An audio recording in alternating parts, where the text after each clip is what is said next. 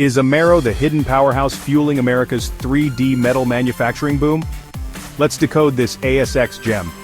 Amaero owns the only EIGA premium atomizer technology in the United States, producing top-tier titanium and refractory alloy powders vital for defense, space, and aviation. With a long-term deal with Velo 3D, Amaero is now embedded into the United States' advanced manufacturing backbone, enhancing domestic supply resilience. Over 72 million Australian dollars in capital expenditure is planned, 3 atomizers are online, and more than 800 metric tons in capacity by financial year 2026. This isn't just scale, it's a moat. Technically, the stock has formed a base. Dips at current levels can be solid entry points with upside targets at 40 to 50 and 1/2 cents. And if sustained, we eye 60 cents. Like, share, and subscribe to catch more deep dive equity picks like this before the crowd does.